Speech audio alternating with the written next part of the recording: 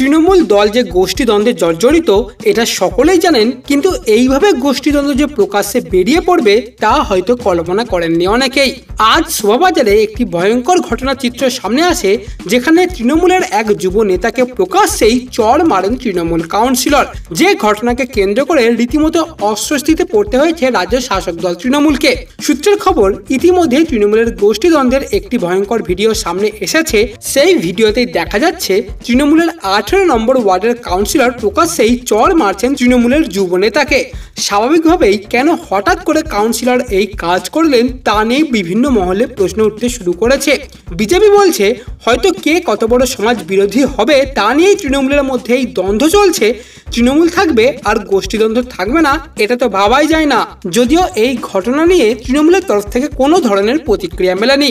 অন্যদিকে আবার প্রতিবারই দেখা যায় 21শে জুলাই উপলক্ষে কলকাতায় এসে চিড়িয়াখানায় কিংবা ভিক্টোরিয়ায় ঘুরতে চলে যান অনেকেই।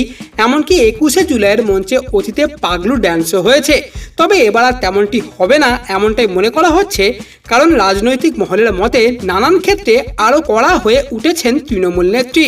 যেভাবে নবান্ন থেকে তিনি তোপ দেখেছিলেন, তার জেরে রীতিমতো আতঙ্কিত দলের বিভিন্ন স্তরের নেতৃত্ব। তাছাড়া 21শে জুলাইয়ের মঞ্চে দেওয়া হতে পারে বড় চমক, এমনটাই তৃণমূল সূত্রে খবর। তবু আবার এদিকে বিরোধীরা বারবারই এই দিনটাকে ডিম ভাত আর পাগলু ড্যান্স দিবস বলেও কটাক্ষ করে থাকেন।